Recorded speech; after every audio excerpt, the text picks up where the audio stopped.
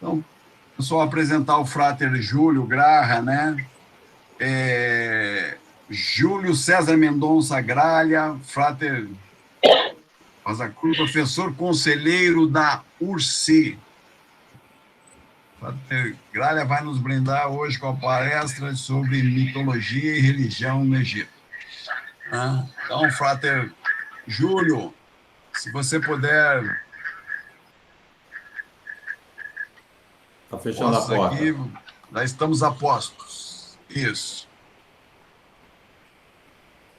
Bom, então, saudações a todos. Eu queria agradecer, então, ao grande conselheiro da RJ3, o Frater Luiz, e um prazer estar, né, com todos, né, pela primeira vez, ok? Tendo em vista aí que, na verdade, eu sou professor aí da Universidade Federal Fluminense, aí em Campos, né? E quando posso eu frequento lá o organismo afiliado, lá em Campos de Goytacazes, ok? Então agradeço a todos aí a presença, né? E hoje então nós vamos tratar um pouco sobre essa a religião e a mitologia, as mitologias, na verdade, no Egito Antigo, ok? Então pode passar, o Frater. Bom, como assim, eu faço parte da URSI, né, e uma das grandes, a URSI está se reestruturando cada vez mais, né, e muito provavelmente nós vamos ter nossos cursos aí em EAD, como faculdade mesmo e tal. Então a ideia dos trabalhos, né, tanto do Frater Adílio, do Frater do Paulo, a ideia é a gente trabalhar, fazer essa ponte aí entre a ciência, no caso, né, da academia, né, e os ensinamentos Rosa Cruzes, e tentar trabalhar isso de uma forma conjunta, né, quando é possível. Tá? Então, na verdade, o que eu passo para vocês aí, que quem quiser trabalhar com isso, né, então, estou passando algumas fontes de pesquisa. Tá? Pode passar, por favor? Então, a primeira fonte são os textos antigos egípcios. Então, nós temos aí os textos das pirâmides, né, textos dos ataúdes, livro dos mortos, estelas funerárias ou votivas, né? Então, os textos das pirâmides, tem esse site, né, secretitest.com. Se já entrar nesse site, você vai... existe possibilidade de baixar esses textos em inglês, né? Em português nós não temos, mas é fácil de encontrar também esse material num outro site chamado Archive, né? archive.org, né? archive.org, onde você pode baixar essas publicações antigas, ok? Então, os textos das pirâmides, o nome já está dizendo, né? Eles foram encontrados em algumas pirâmides, não nas grandes pirâmides, que essas não têm texto, mas nas pirâmides que nós chamamos da quinta dinastia, por volta de 2000, 2200 a.C., né? E são textos que, na verdade, a base da religião, da mitologia e da mágica egípcia, né, nós conseguimos através desses textos. Depois eles vão ser convertidos em texto dos ataúdes, outras fórmulas que vão nos sarcófagos de madeira, né, e depois passam aí para o livro dos mortos, que na verdade o título original é Capítulos para Sair ao Dia, né, na faixa de 200 capítulos, e a ideia são uma série de fórmulas, né, para que o falecido possa sair, né, quer dizer, possa fazer a sua transição e da sua transição se encaminhar para a luz, né, passar por todos os processos. Então essa seria aí a ideia do Livro dos Mortos. Foi chamado Livro dos Mortos porque os egiptólogos encontravam nas tumbas, né? Então, mas quando se pôde traduzir, percebeu-se que era capítulos para sair ao dia, né? As estelas funerárias e votivas são lápides, né?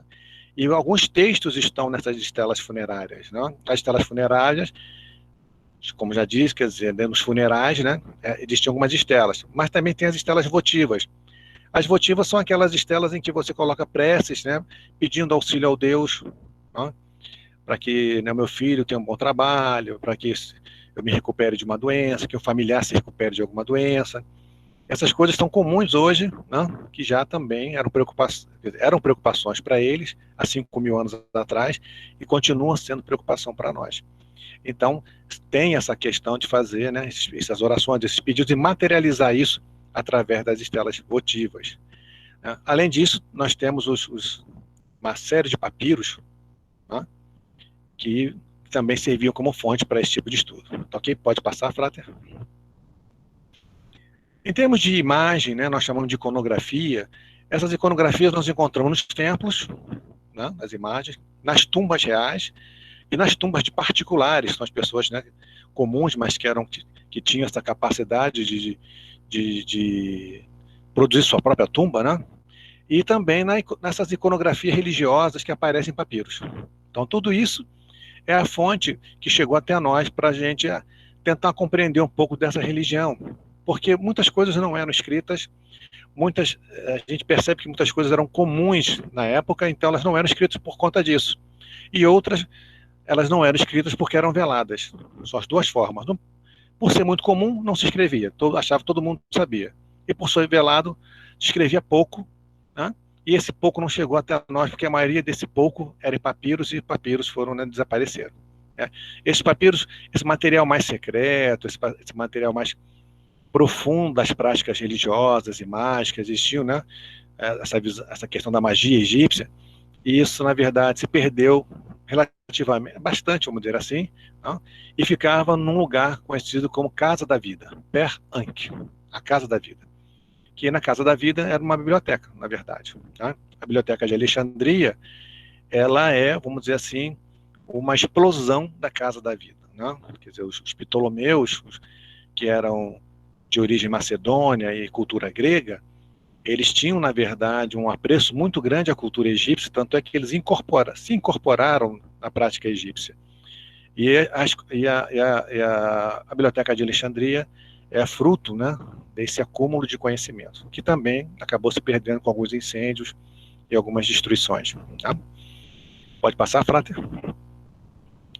Então, tomando por base esses elementos que nós colocamos, né, para quem quiser pesquisar, poder seguir, né, em diante, né, temos que entender que o mundo egípcio antigo, né, o modo de vida das práticas religiosas, né, vamos dizer assim, ela está num tripé, que é religião, mito e magia. Tá? E esse tripé, na verdade, né, na universidade, didaticamente, a gente separa isso, não? Para explicar numa palestra, a gente separa isso, mas no cotidiano isso está misturado. Então, mito, magia e religião, essas coisas se misturam. Não? Então, por exemplo, quando um egípcio, na sua prática religiosa, ele usa um amuleto do olho de Horus, não? Esse amuleto do olho de Horus, ele representa uma mitologia, não? De Horus, que perdeu o seu olho, depois foi recuperado, né? E esse olho tem poder, dependendo se é esquerdo ou direito, né? Ele favorece o poder lunar ou o poder solar. No momento que ele usa esse amuleto, né, ele invoca a proteção do Deus, então uma religião. Então ele invoca a proteção desse Deus que na verdade ele se representa a luz. Né? Horus em egípcio é Heru, quer dizer, né, luz, o dia, né, é a manifestação máxima do dia. Né? E no aspecto mais, ele é como se fosse um guardião, ele protege o ser, ele protege a realeza, mas para você que não é alguém da nobreza e tal, na verdade, ele protege, é como se fosse um grande guardião que está à frente dos seus inimigos. Tá? E por outro lado, quando você também está usando esse amuleto ele foi encantado, foi feita uma prática mágica, foi lido um capítulo do Livro dos Mortos, esse amuleto foi abençoado, ele foi energizado, imantado, e isso é uma prática mágica. Então percebe que na religião egípcia, né, esses mecanismos, religião, mito e magia, eles estão conectados. Então, por mais que a gente não perceba às vezes, ele tem essa característica, tá bom? Pode passar, por favor. E nesse mesmo aspecto, né, dessa religião, vamos dizer assim, dessas práticas, né, religiosas egípcias antigas, né, tem um tripé, que é o tripé do saber, né, quer dizer, deter o conhecimento, né, e a questão aí, por exemplo, de ser iniciado nesse conhecimento. A gente, nós não encontramos referências de escolas de mistérios no período de Akhenaton, de Tutmés, a gente não encontra isso.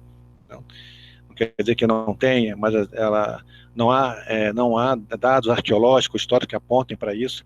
Ou seja, a maioria das pessoas que entram para as práticas, eles vão para as escolas sacerdotais, né, que são várias, e eles são sacerdotes, não são leigos, né? A gente começa a ver isso mais claramente a partir do sexto século antes de Cristo, do sexto século, sexto e quinto século, quando nós temos várias pessoas leigas, né, quer dizer, que não serão padres, vamos dizer assim, não serão sacerdotes, que vão ao Egito para passar por uma série de ritos, né, de iniciação e obter esse conhecimento, né? Antes disso, a gente não tem essas referências. Se nós temos isso a partir do século VI, século V, isso demonstra que a presença de leigos, vamos dizer assim, nos templos egípcios, uma forma de formação não sacerdotal, ela já era mais antiga. Só que a gente não consegue atestar de quando. Tá? Então, a partir do século VI, V, a gente consegue atestar, e aí os pesquisadores do esoterismo ocidental, os pesquisadores da história, da ciência da religião, começam ali a pensar, então, na materialidade dessas escolas de mistério. Mas o fato é que esse conhecimento, ele está presente. Tá? Ele está presente. E um outro elemento importante é que tem que ter uma prática ritual, um cerimonial. Tá? Então, é um saber que é passado por meio de uma prática, de um drama, né, e torna aquela pessoa ou um sacerdote ou um leigo, vamos dizer assim, iniciado nos mistérios. Então, essa é a vinculação dessa religião egípcia. E, de novo, mito, magia e religião estão misturados nessas práticas. Um texto que vocês podem baixar da internet, de Apuleio, né, que é o Asno de Ouro, se não me engano, o nome é esse, que é a iniciação de Lúcius. Então, Lúcius, né, na verdade, é uma literatura, né, que Apuleio escreve dizendo que Lúcius, né, vai ao Egito e passa pela iniciação de Ísis e descreve essa iniciação, tá? Como é que ele foi, o que aconteceu e tal. Então, se esses elementos já estão lá, já no período romano, então porque já acontecia muito antes, né? O período ptolomaico vai fortalecer isso muito, essas práticas, né? Esse saber, essa questão do inicial, isso vai sair do campo da religião e vai passar para um campo da mística, que aí nós temos aí aparece a figura do Hermes Trismegisto, que em termos de históricos não sabemos se é uma ou mais pessoas, né? Me parece que é um título, né, dado a vários pensadores, né, e não somente a uma única pessoa, como é o caso de Homero. Hoje sabe-se que Homero não era apenas um Homero, né? Há uma teoria muito forte, e parece que os historiadores clássicos estão chegando a esse ponto, que Homero, na verdade, eram várias pessoas, né? E isso era um título. Então, essas questões, elas começaram a ser debatidas mais recentemente. Esse campo da história, da ciência, a universidade não via com bons olhos, né? Hoje não, a partir dos anos 90 isso mudou bastante. Então, essa visão do Hermes Trismegisto, então, esse conhecimento do período ptolomaico, ele realmente ele deixa de ser sacerdotal, né? Quer dizer, ptolomaico que eu falo é entre 330 a.C., mais ou menos, e ele vai se transformar em grupos, né, de estudos, em organizações, em ordens, né? A gente não encontra esses termos dessa forma, mas sociedades literárias, sociedades. E essa sociedade, elas vão se desenvolvendo, né? E no período romano, então, aparece então a expressão, período romano e medieval, aparece a expressão hermetismo, né, que deriva disso. Então, isso vem, né, de uma das práticas religiosas e mágicas do Antigo Egito, dos saberes que os egípcios tinham, né? Isso foi sendo reestruturado, vamos dizer assim, ressignificado, e foi avançando. E esse avanço desses elementos todos ressignificados e tal, foi sendo adaptado ao longo das eras, ao longo dos séculos. Tá? E essas adaptações, elas chegam a um momento muito forte no século XVI, vamos dizer assim, no século XV, XVI, XVII, em que, na verdade, nós temos aí uma explosão do humanismo, temos aí um renascimento, temos aí um desenvolvimento do princípio e processo científico, começa de análise, né? Temos aí a questão, as pessoas vão debater muito, vão falar muito da reforma protestante, né, nesse período, né? Mas, quer dizer, uma reforma do cristianismo, mas esse período isso é pouco trabalhado dessa forma, mas está sendo visto agora dessa forma por alguns pesquisadores. Isso é muito além de uma reforma protestante, porque foi uma reforma da humanidade, dos pensamentos. Então, vários outros segmentos, né? Movimentos Rosa-Cruzes vão surgir nesse período, vários movimentos espiritualistas de pensamento vão surgir que não são, vamos dizer assim, que tem uma base cristã, mas não tem uma ligação direta com essa reforma protestante. Esses grupos, então, vão se desenvolver. Esse conhecimento egípcio, ele aparece em alguns momentos no século XVII, e aí ao longo do 18, 19 e 20, né? Ao longo do 18, 19, né? Ao longo desse período, isso vai ter uma nova forma, uma nova transformação, que vai sair desse formato mais aberto e vai se estruturar em organizações em graus. Então nós vamos ter, a partir do século XVIII, o desenvolvimento mais claro, né? Pode até ter existido antes, mas os nossos, vamos dizer assim, os artefatos, a arqueologia, a história começa a identificar, a partir do século XVIII, né, os diversos grupos que vão estruturar suas escolas, vamos dizer assim, suas escolas de mistério em graus. E vão adotar, sobretudo, 9 graus. Eles vão ter essa percepção, né? Boa parte delas vão adotar inicialmente 9 graus, 3 ou 9 graus. Tá? Começando com 3, mas chegando até 9 graus. E posteriormente chegando a 12, depois 96, dependendo da organização. E aí, esses 9 graus, isso é interessante porque ele remete a uma percepção egípcia que tem a ver com a mitologia, tá? Que nós vamos passar mais à frente, mas eu já vou deixar aqui, que é assim, para os mitos egípcios, os principais mitos egípcios, eles trabalham com 9 variações. Tá? Então, a construção, né, quer dizer, de todos os elementos mitológicos, eles passam por 9 divindades. Tá? Isso não é algo aleatório, porque isso, na verdade, tem a ver com 3, que é uma questão da perfeição, sim, mas tem a ver com uma coisa que para os egípcios era importante, além dessa perfeição, era o que seria a vida como turbilhão. Né? O 9 em egípcio, ele é, na verdade, o plural do plural, que o número 3, toda vez que a gente escreve uma palavra em egípcio, né, vamos dizer assim, eu quero... Kered, né, é criança em egípcio. Mas eu quero falar as crianças, tá? É Keredu, né, são as crianças. Então, como é que eu sei que isso é o plural? Porque tem 3 tracinhos. A palavra terminada, né, o hieróglifo é terminado com 3 traços. Tá? O plural desses plurais, o que é isso, na verdade? É o turbilhão. Então, para o egípcio, a concepção de vida, a concepção de criação, né, partia do turbilhão. Tem que ter movimento, tem que ter muita gente, tem que ter muita... Né? Isso, para eles, é que era a vida. Esse princípio do 9, então, ele pode ter sido levado, né, para as escolas de mistérios medievais e do Renascimento, né? É uma teoria, né?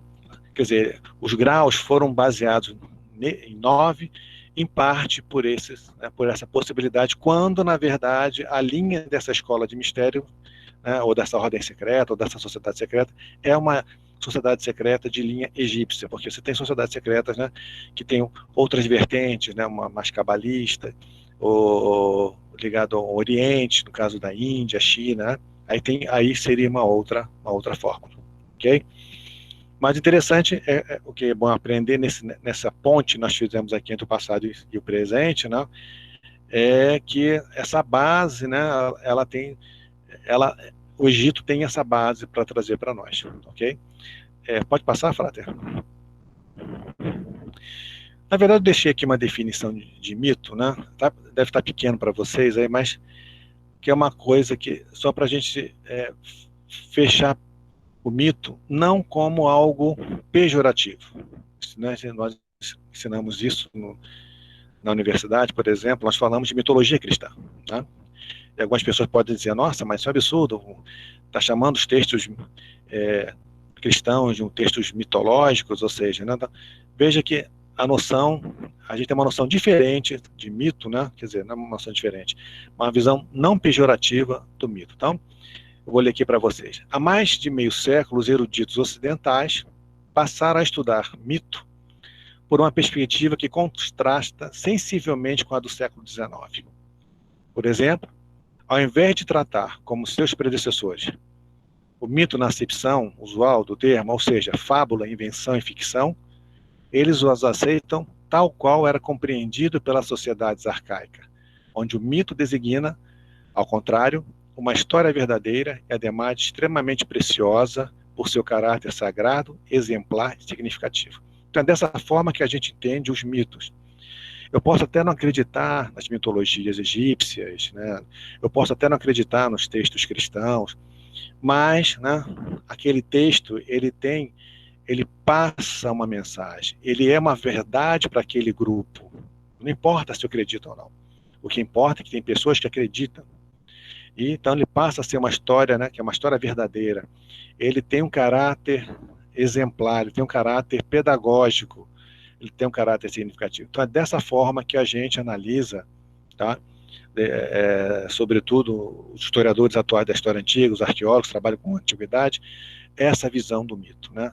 O mito é como sendo algo de extrema importância e que nos traz muita informação, tá bom? Essa questão, porque quando nós falamos de mito, isso aí.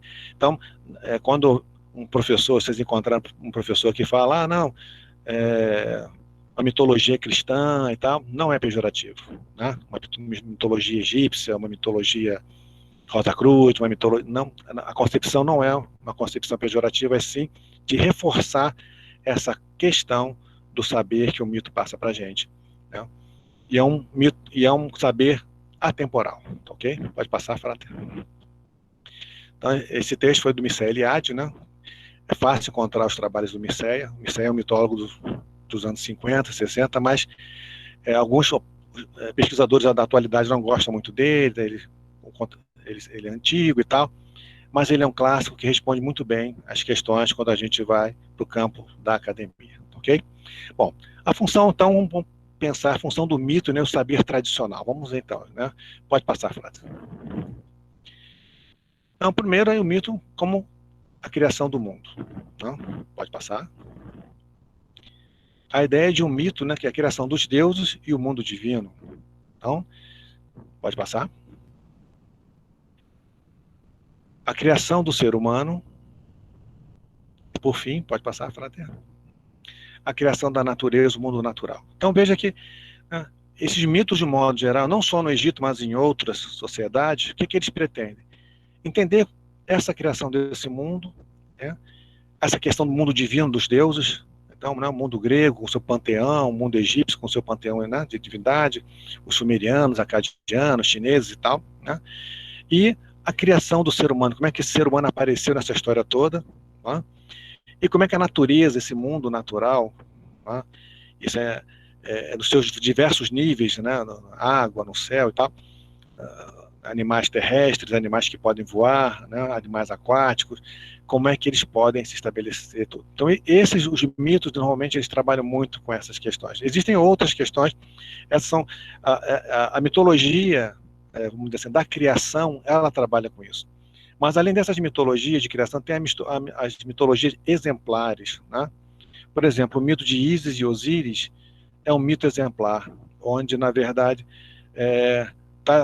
fica claro como é que um bom pai, um bom rei, um bom governante, um bom homem tem que ser, um Osíris. como é que uma Ísis, né? Ísis, como é que essa mulher, né, deve se portar, como é que, né, é uma boa mulher, né, uma mulher guerreira, mulher que tem astúcia. Então, por esses mitos, a gente consegue entender, né, é uma mensagem para aquela sociedade. Tá? Então, são dois tipos de mitos, são os mitos exemplares que os egípcios tinham e os mitos da criação. Nós estamos trabalhando um pouco com esses mitos da criação aqui nessa palestra, ok? Pode passar, Frater? Pode passar? Então, pode passar. Pode passar de novo. Ok, perfeito. Então, esses são os 5 mitos que são mais comuns no Egito, tá? Que é o mito de Heliópolis, que é do deus Atum, que não é o deus Atom, tá ok? É o outro deus Atum, é um deus primordial, não é o deus Atom. O deus Atum e o deus Ra. O mito de Mênfis, da cidade, né? Veja, ó, Heliópolis, né? Cidade do Sol. O nome egípcio, Yunu, tá? O mito de Mênfis, qual é o nome egípcio da cidade? Menéfer, tá? Que é ligado ao deus Ptah. O mito de Hermópolis, né?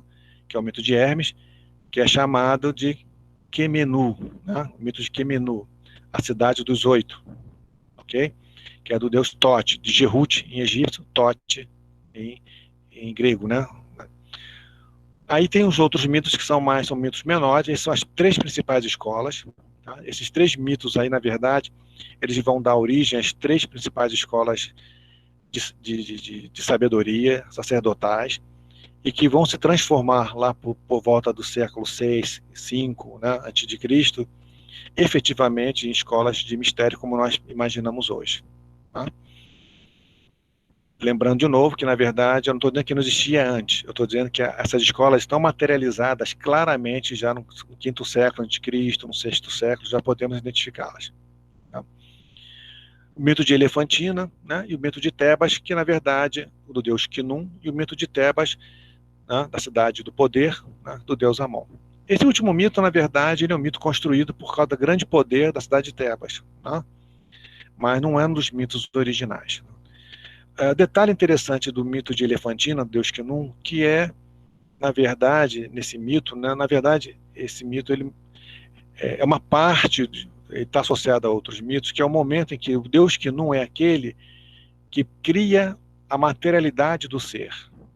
Então, o corpo daquele que vai nascer, né? E o duplo, que é a parte energética dele, invisível, né? Que é o duplo o corpo psíquico, vamos dizer assim. Né? Esse duplo, né, era produzido no mito de Elefantina, era produzido né, pelo oleiro, ou seja, a partir da argila, né, o Khnum vai criar um corpo material para uma alma, né, que vai ainda estar presente, e vai criar um corpo energético espiritual, né, uma duplicata dele, tá? E esses corpos, esses 2 corpos, eles estão esperando, né, que ao nascer essa energia espiritual, essa alma penetre esses 2 corpos, e aí com a primeira respiração, tá? Porque a gente vê isso no Egito, né, que na verdade a que nós chamamos de cruz ansata, né, que o termo em egípcio é Anki. O que acontece com o Anki? O Anki é colocado nas narinas, né, do ser, então ele respira essa vida e se torna então um ser vivente nesses corpos. Então esse é um processo que vai acontecer nesses mitos, né? Mas os outros, acho que nós já conhecemos, muitos já ouviram falar muito de Heliópolis, né, tal, de Mênfis, do mito de Gerut, mas o de Elefantina, ele é pouco trabalhado, talvez os fratressoras não conheçam, né, outros, que é justamente, na verdade, é a produção do Adão, né? Quer dizer, essa percepção que da argila você tem um ser, né, que depois ele vai ser insuflado com vida. Tá? Pode passar, Frater. Bom, vamos então descrever a concepção e da ordem, né? Quer dizer, qual a função dos mitos, né? Então, os mitos descrevem a concepção de ordem, de caos, valor ético, de papéis sociais, né, que devem ser seguidos e ensinados gerações. Pode passar? A gente vai passar alguns, né? Então, tais mitos permitem identificar, para nós historiadores, no ponto de vista, né, agora do ponto de vista acadêmico, a importância deles é que a partir dos mitos eu consigo entender aquela sociedade. Tá? Então, fica muito mais fácil entender a partir das mitologias. Tá? E qual é o ponto de vista do espiritualista, do místico e tal? A partir das mitologias, eu consigo entender toda essa conexão cósmica, como é que esses elementos, né, como é que a divindade, né, quer dizer, as forças divinas, as energias cósmicas foram se processando para dar a vida, né, iniciar o mundo, iniciar a vida e coisas correlatas. Tá bom? Pode passar, por favor. Então, pode passar. Então, já falei, nesses contextos, eu estou passando alguns mitos, né? Só vou comentar com vocês, mas alguns mitos que são exemplares, como já falei de mito Ísis e Osíris, né? A contenda entre Horus e Sete, o mito da destruição da humanidade, né? O mito da destruição da humanidade é interessante porque a gente tem uma noção judaico-cristã de um Deus infalível, né? Quer dizer, ele é onisciente, onipresente, onipotente, e ele é infalível. O mito da destruição da humanidade, ele demonstra que o Deus, ele tem falhas. Né? Então, um Deus Ra, uma situação, e não só tem falha, mas é um Deus que tem emoções, né? É um Deus que tem muitos elementos da própria humanidade, né? Então, esse Deus Ra, ele está muito triste com a humanidade, porque a humanidade quer se rebelar contra ele. E no momento de fúria, ele solicita que a Sekhmet, né? Sekhmet significa aquela que é poderosa. Eu vou passar, depois nos slides finais, nós vamos ter ali os deuses, né? Para vocês verem ali. Mas então ele envia essa deusa, né? E diz para essa deusa fazer a destruição da humanidade. Tá? Então, só que depois da fúria, né? Ele manda, Sekhmet começa, né?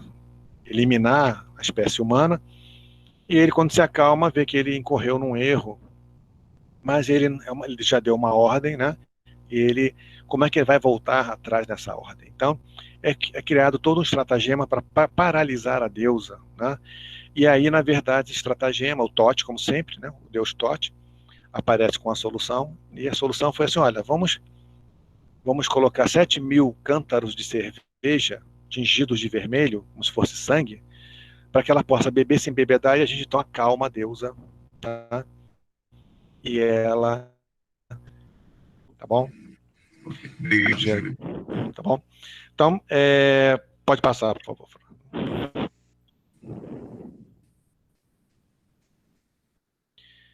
Então, na verdade, essa parte do texto é só para dizer, né, que a questão dos mitos, né? Realidade ou não, né? Inspirados divinamente ou não, né? Os mitos representam as necessidades, anseios, características, né, da sociedade. Então, alguns autores vão trabalhar o seguinte, que na verdade esses mitos são criados a partir das necessidades. Eu necessito de amor, então eu vou ter uma deusa do amor. Eu necessito de proteção, para a guerra, eu vou ter um deus guerreiro que me protege. Então, uma parte de pesquisadores vão trabalhar nessa forma, que na verdade os deuses são criações humanas, essas divindades. Outros não, vão trabalhar diferente disso, né? E por fim, né, todos esses elementos da cultura, né, eles na verdade eles vão dar aí para nós aí a base das escolas de mistério da modernidade. Tá? Então, independente, né, se os deuses existem ou não, se é parte da questão de crença e tal, de fé, né, eles vão dar essa base para nós, né, e, na verdade, a Mork vai se debruçar muito. Dos movimentos Rosa Cruzes, nos estudos que eu tenho, dos 12 movimentos Rosa Cruz, 13 que foram catalogados até o momento, né, desde do século XVI, por exemplo, quando nós passamos a ter registros históricos desses movimentos, a Mork parece que é a única que realmente transitou mais na questão dessa mística egípcia. Né? Os outros vão passar por outros caminhos, mas a antiga mística Ordem Rosa Cruz é que vai transitar mais forte nesse caminho. Ok? Pode passar, por favor. Então, nós temos aí, então, falar um pouco desse mito de Heliópolis. Por que ele é tão importante? Aqui é uma cena, né, onde, na verdade, nós temos um arpista que está fazendo uma oferenda, né, ao deus Ra, na forma de um falcão, né? Mas veja que aqui não é Horus. Por que não é Horus? Porque ele carrega na cabeça um sol, né? Um sol com a serpente de fogo, que é Ureus, né? E faz oferendas, né? Na mesinha tem uma oferenda de água e lótus, né? O lótus, no Egito, ele é visto como uma planta que, na verdade, ele traz um elemento, vamos dizer assim, renovador, né? Transmutador. Tá? Então, o lótus tem esse aspecto, o lírio também para os egípcios. Tanto o lótus quanto o lírio, eles têm elementos transmutadores, né? Quer dizer, rejuvenescedores, que reenergiza. Tá? Então, eles estão sempre presentes nas oferendas. Tá, ok? Pode passar, por favor.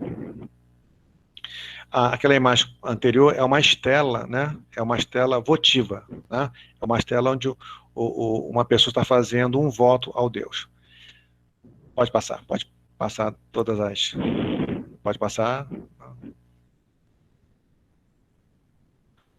Então, veja, nessa tela nós temos o quê? Primeiro, o mito de Heliópolis talvez seja o mais interessante nesse aspecto. Ele começa com Deus Atum. Veja, o Deus, essa divindade, né? Veja, quando eu falar em divindades, a gente pode pensar de duas formas. Tá? Uma como um ser divino mesmo, consciente, uma outra forma como princípio. Os egípcios denominavam isso de Netjer, Netjer, plural, Neteru. Tá? Ainda não é muito claro para os egiptólogos, né, o que é isso. Né? A gente traduz como Deus, mas pode ser um princípio, ou pode ser Deus e princípio. Ok? Então, no início, né, o que acontece? O que acontecia? Nós temos um oceano primordial parado, onde não tem nada, não há energia, não há movimento. E Atum, então, sai desse oceano, e aí ele cria primeiro a Terra, ele coloca seus pés sobre a Terra e inicia a criação. Como? Gerando um casal. Ele gera o casal Shu e Tefnut, que é o ar e a umidade. Por sua vez, esse casal gera um outro casal, que é Geb e Nut, terra e céu. A terra no Egito é masculino. Né? Terra e céu. Por sua vez, esse casal gera mais 4 divindades, né, que são Osíris, Ísis, né, Sete e Neft, que vão dar a noção aí de mundo. Né? Os seres humanos não nascem dessa linha, eles nascem diretamente das lágrimas do Deus. Tá? Na Mesopotâmia, né, os seres humanos, eles nascem do sangue de um demônio chamado Tiamat. Né? Como se fosse uma coisa imperfeita. Mas no mundo egípcio, não. Eles saem diretamente do deus Atum.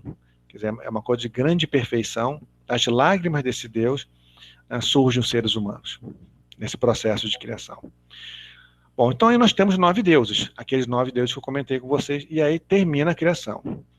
Com o tempo foi acrescentado mais um deus, que é o Horus, porque ele representaria aí o mediador entre os homens e os deuses. Tá? Mas qual o detalhe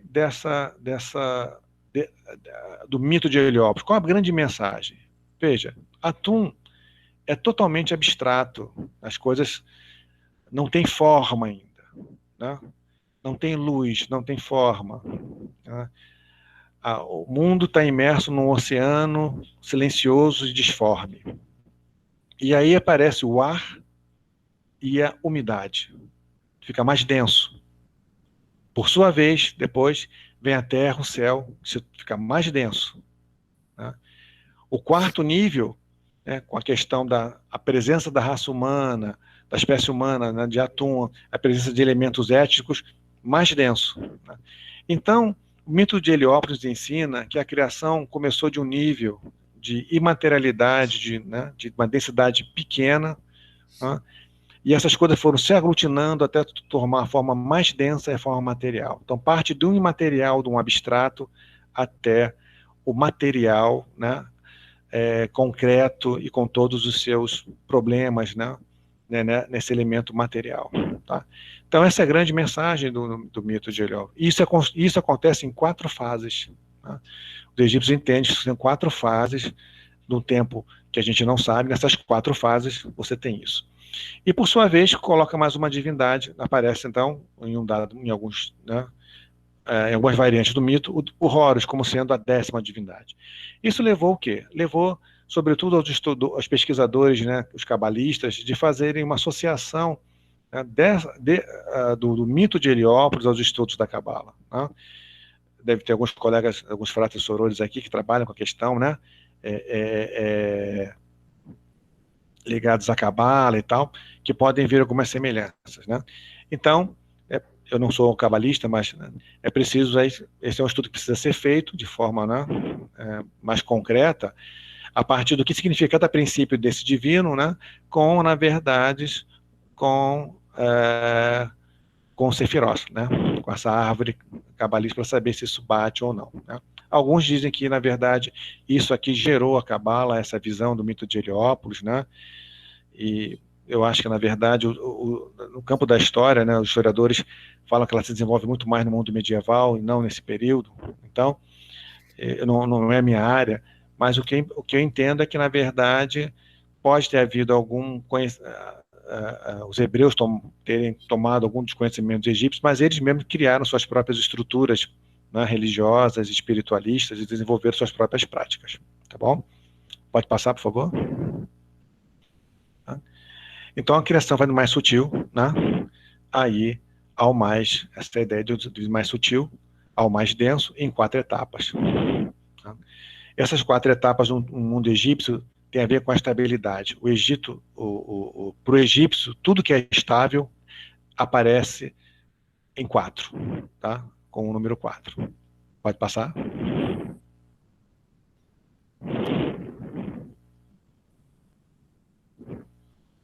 Pode passar? Bom, vamos falar então um pouco desses deuses que nós já comentamos aqui, né?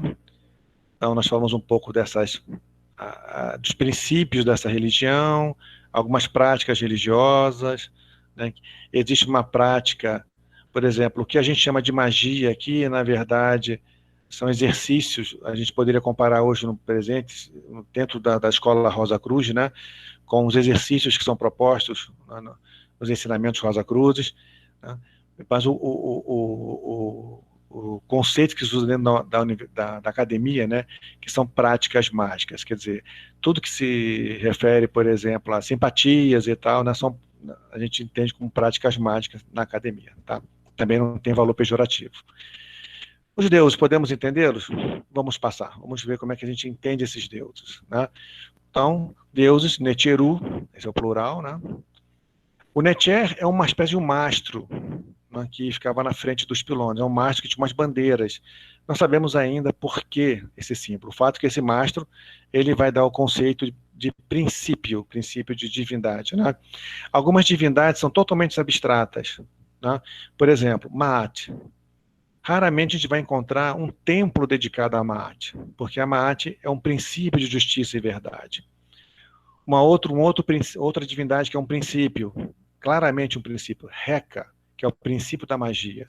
É o poder de você, com as suas práticas, né, mentais, espirituais, transformar a matéria. Não?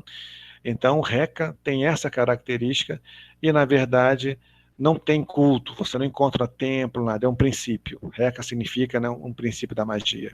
Ok? Mas outras divindades não, elas têm mais essa coisa do santo, né? A gente pode comparar um pouco essas divindades egípcias, às vezes, com alguns santos, essa percepção de uma santidade. Pode passar, por favor?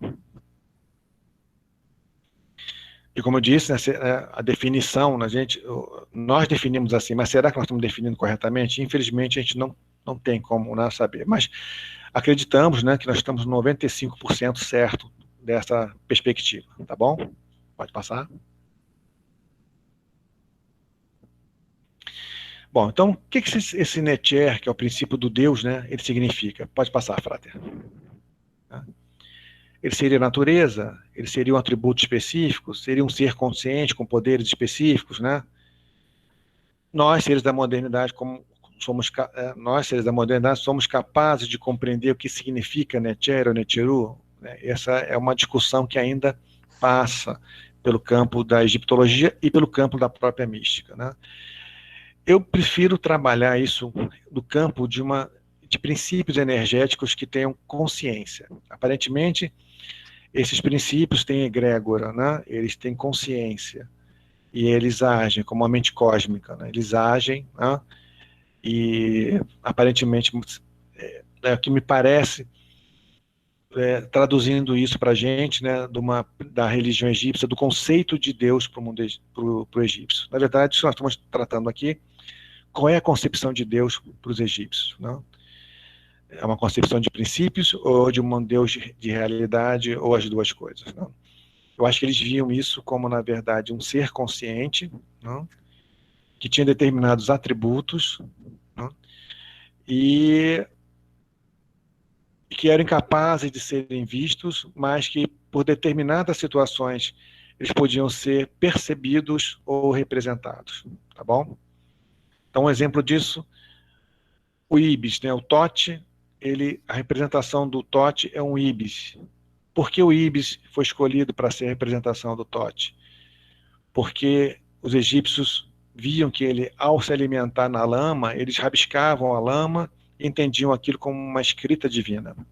Por isso que, né, o Tote é uma divindade ligada à escrita, à ciência, à magia, mais ciência do que magia, né, por conta dessa característica.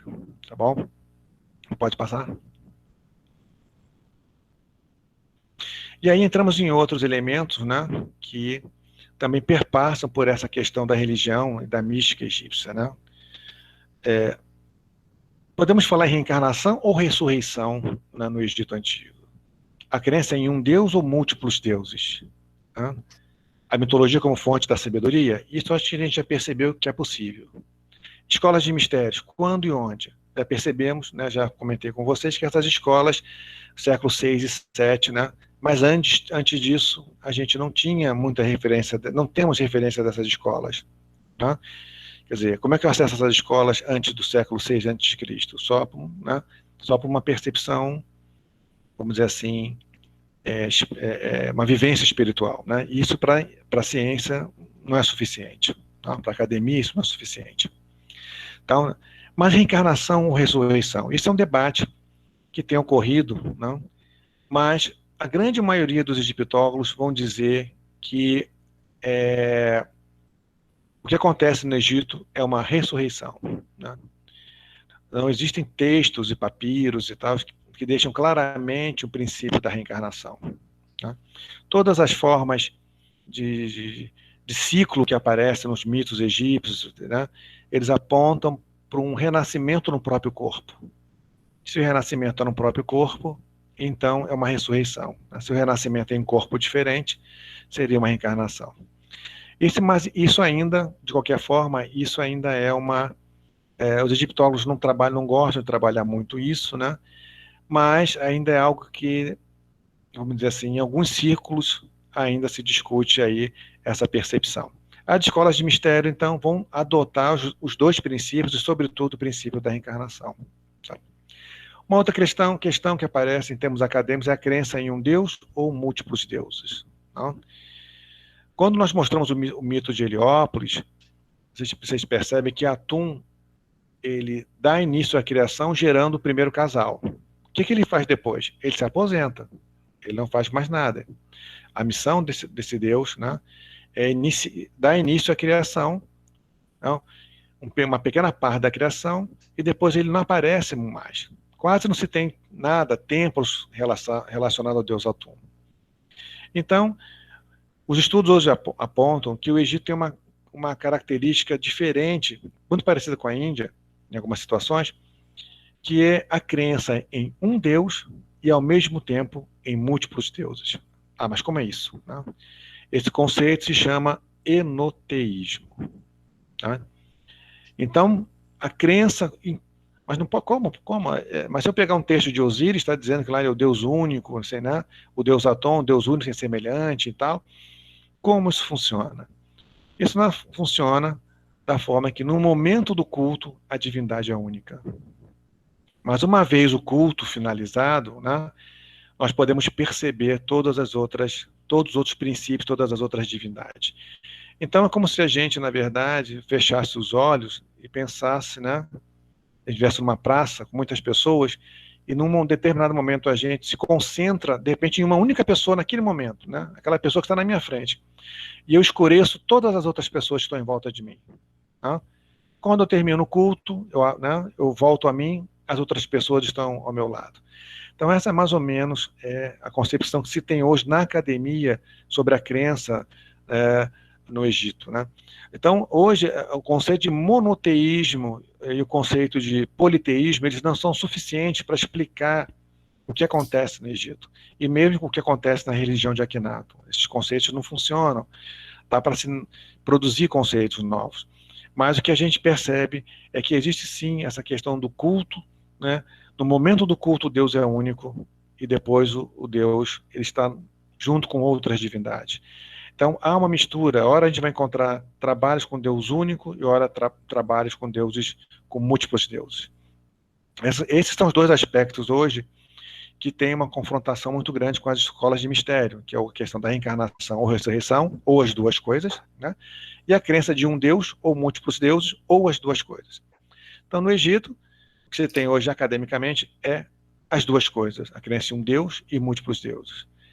E eu arrisco a me dizer que mais para frente nós vamos encontrar aí vestígios mais claros do processo de reencarnação. Hoje, contudo, eles são difíceis, né, de aparecer. A ressurreição ela é bem mais clara, ok?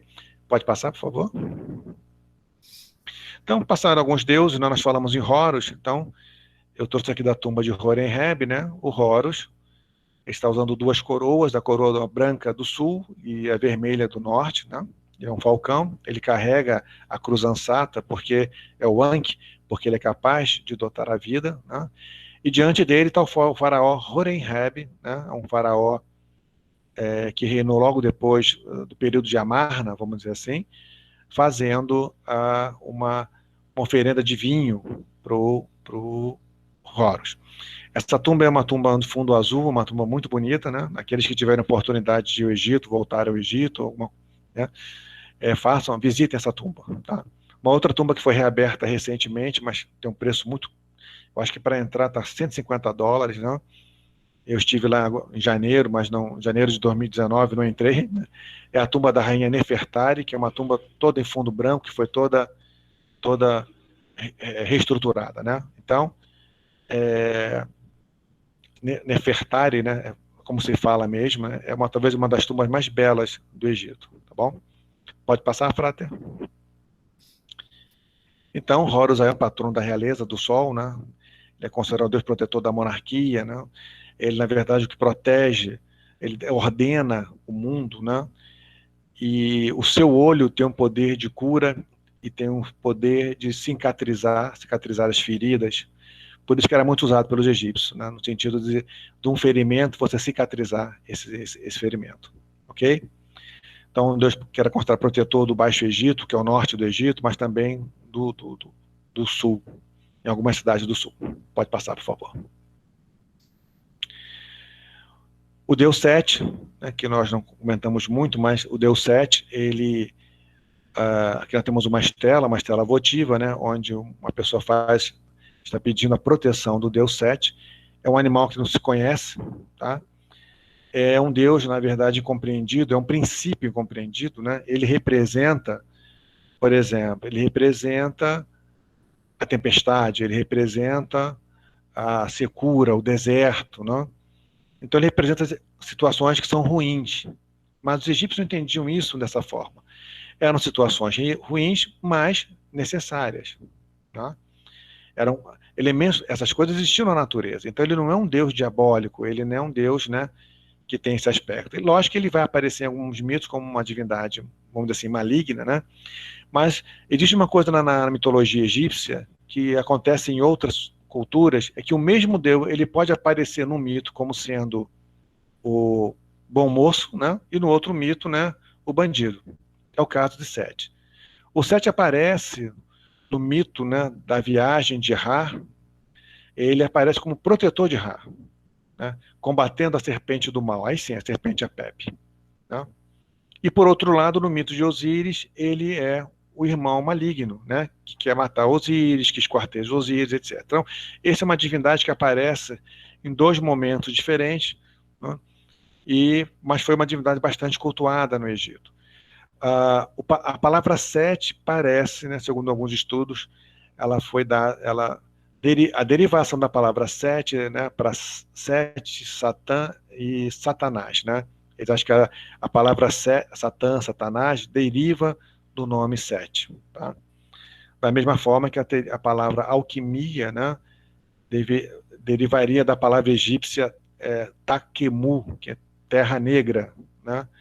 Então, a alquimia, né, a Takemu, alquimia, teria uma derivação da terra negra, que era a terra do conhecimento, etc. Né, desse aspecto. Pode passar, por favor? Nós temos aqui uma outra, né, de novo, do lado esquerdo, né, nós temos uma forma de Osíris diferente no centro, com duas divindades, né, de um lado a Ísis e do lado esquerdo a Néftis, né? Então, e no centro um Osíris diferente. Do lado direito, a imagem do lado direito, nós temos uma Osíris, né, o Anubis e de novo o Horus, mostrando que na verdade essas divindades elas às vezes mudam, né? Elas mudam de expressão, né? Tem essa característica. Tá? Do lado esquerdo, né, lá embaixo, lá em cima está escrito o nome, né, está escrito lá em cima, na parte superior, onde tem um disco, né, um disco solar, nós temos ali o nome Ra. Então, esse Osíris está ligado a Ra. Tá? O nome da deusa Ísis de um lado e o nome da deusa Nefti. Né? Os hieróglifos ali representam, eles representam o seguinte, né? Do lado esquerdo está escrito, né, Osíris que oferenda, né, que está em bênção, como Ra. E do outro lado, Ra, né, este em bênção como Osíris. Seria dizendo que os dois deuses têm uma ligação com os outros. Bom, então, nós comentamos de alguns deuses, mas estou passando aqui a imagem de alguma dessas divindades para vocês aí. Tá? Pode passar? A deusa Hathor, né, que está aparecendo aqui na tumba da Nefertari, da rainha Nefertari, né, que é a esposa de Ramsés II, né, é uma divindade que se aproxima muito à deusa Ísis, né, então do lado esquerdo, né, mas a deusa é uma deusa que ela tem vários princípios, né, e um dos princípios dela é o da alegria, da prosperidade, da saúde, da plenitude sexual, mas também é aquela deusa que tem a ver com a transmutação do ser, né? É uma deusa que tem a ver com essa transmutação que leva você de uma dimensão a outra. Né? Então ela fica numa árvore esperando que essas almas, esses espíritos, essas projeções passem por ali e ela transporte para um outro lugar. Então essa é uma divindade tem muitos aspectos, muitos amplos, muitos princípios, né? Muitos princípios dela. E esse da transmutação, esse das coisas boas da vida, né? Da prosperidade, da saúde não, da prosperidade, da alegria, da felicidade, da música, né? Ela é muito forte nisso. Por isso foi uma deusa cultuada em toda a Europa, né? Os gregos, os romanos levaram essa deusa, a Ísis também foram levados para esse mundo europeu. Né? O nome dela, se vocês olharem para quem quer um pouquinho da língua egípcia, né? Na imagem tem um quadrado e tem um falcão no meio. Né? Então, essa imagem é o nome dela, que é Het-Heru, a casa de Horus. Né? O nome dela é a casa de Horus. Né? E ali está escrito, né, que ela na verdade, é a senhora, é aquela que está à frente, né, do poder, e é a senhora do céu. Né? Do outro lado está escrito, né, esta que é a esposa real, grande esposa real, né, Nefertari, que está dentro do cartuchinho amarelo. Bom, podemos passar? Falei na deusa Sekhmet, então tu trouxe a imagem da deusa Sekhmet, que é uma leoa, né? É uma divindade de extremo poder, é um princípio de extremo poder. E aí um exemplo da mística da religião egípcia, né? Eles não confrontam uma divindade, assim, em algumas situações não confrontam uma divindade boa com uma divindade má nesse aspecto. Então, por exemplo, a deusa Sekhmet é a deusa que provoca as doenças. E ela é o quê? Patrona dos médicos. Porque como é que eu vou conseguir uma cura? É conversando com a divindade que provoca as doenças para que ela pare de provocar aquela doença. Percebe? Então não é um conflito entre uma divindade da luz contra uma divindade que provoca a doença. Tá? É uma negociação. Então ela é patrona dos médicos e é uma divindade que foi bastante forte no Egito, né? Há uma passagem que o faraó Amenhotep III, o pai de Akhenaton, ele estava já para morrer, né, e tal. Então uma das coisas que foram feitas foram produzir várias estátuas da deusa Sekhmet para protegê-lo, para tentar curá-lo, né? Nós temos o deus Anubis, né, ou deus Anpu, que é aquele, na verdade, a gente pode entender o Anpu, um princípio do guardião, né? A palavra Anpu significa eis-me aqui, quer dizer, ele é o guardião que está ao seu lado, é uma energia, é um princípio da proteção, ele vai estar sempre ao seu lado protegendo, guiando você. Ele está mais para arauto do que para ele está mais para um guia, né, do que um guardião, mas ele faz essas duas passagens, ora é um guardião, ora é um arauto, ora é um guia, né, dependendo da questão do mito, né, dependendo onde ele aparece no mito, ok? E, de modo geral, é considerado como senhor dos cemitérios, né? Controla os cemitérios. Pode passar, Flávio. Então, o Totti, eu já tinha comentado com vocês a questão do Ibis, né? Então, ele aí, né? A língua egípcia é chamada de Medu Neter, né? Ou seja, escrita divina ou escrita sagrada. E ele, na verdade, é o que tem, ele é o escriba, né? Ele é o escriba sagrado. Né? Para os egípcios era muito importante todas as suas práticas religiosas, mágicas, né? Ou místicas, que aquilo que você deseja fosse escrito, construído, né? Se eu quero uma casa, eu faço essa casa, eu desenho essa casa, escrevo sobre essa casa e eu falo, né? Quer dizer, tem que sair da minha boca, né? Eu tenho que ter o verbo, eu tenho que proferir palavras para que aquilo seja materializado. Não basta apenas eu fazer uma meditação, fazer, né, uma visualização, é preciso que isso se materialize. O egípcio tinha essa percepção. Lógico que ele fazia visualização do que ele quer, mas a prática religiosa dele levava a ele produzir materialmente, né, a casa, o desejo dele, né, ou a saúde, e escrever isso de alguma forma, iconográfica, de alguma forma, para materializar. Se eu quero aquilo nesse mundo, então eu tenho que materializar. Isso era um dos elementos da religião egípcia. Eu invoco um Deus, então eu faço uma oferenda, eu faço uma estela votiva onde eu boto aquilo que eu quero, preciso materializar aquilo. Ok? Pode passar? Eu acho que esse é o último slide, sim. Bom, tem aqueles que quiserem, né, eu tenho esse slide tem uma série, vai ficar gravado aqui, mas tem uma bibliografia para quem quiser, textos em português, tá, em inglês, que trabalham com isso, não? Pode passar, por favor.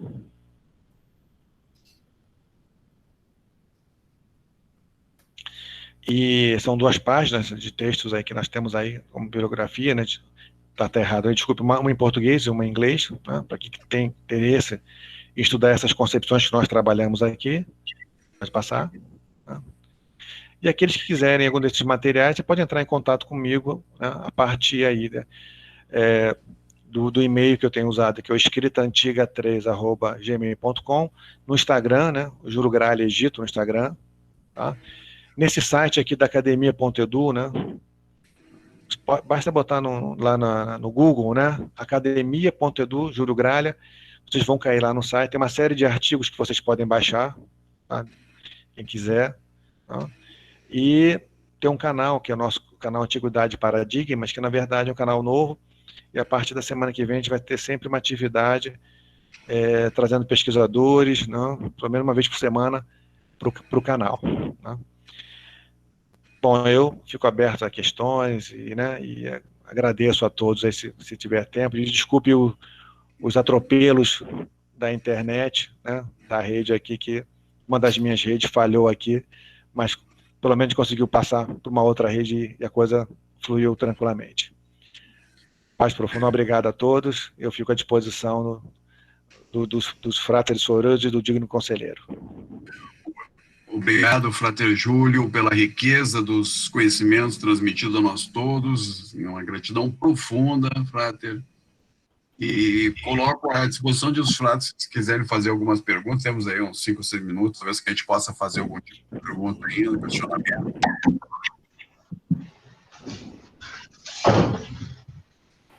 Ou aqueles que quiserem complementar também, né?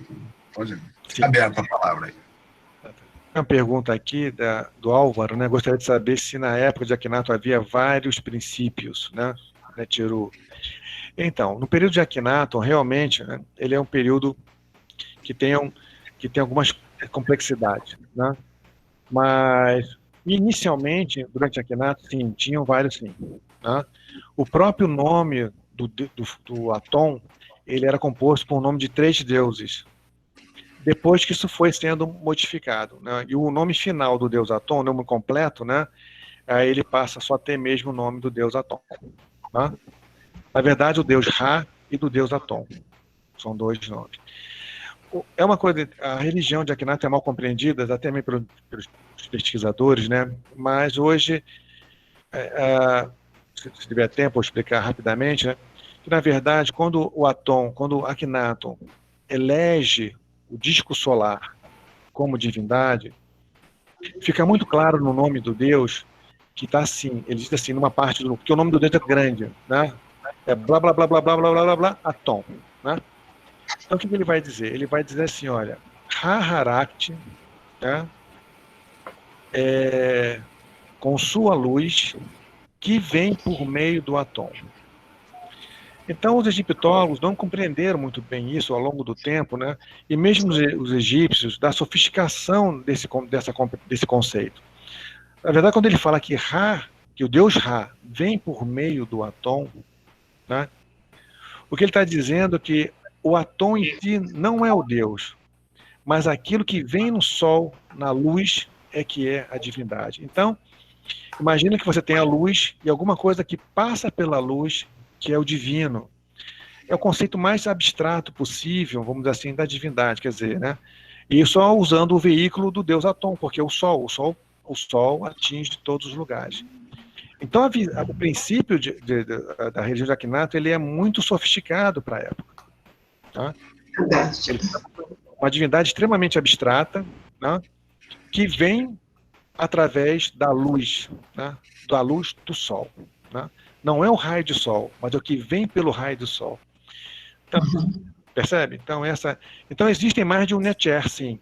Mas, no fundo, a religião de Akhenaton, ela tem uma visão extremamente monoteísta, vamos dizer assim, né? Mas como academicamente ele na verdade cita outros deuses, a gente não pode usar o conceito monoteísmo. Precisa se criar um conceito para trabalhar a religião de Akhenaton, né? Esse é um conceito para isso, porque é uma coisa sui generis. Bom?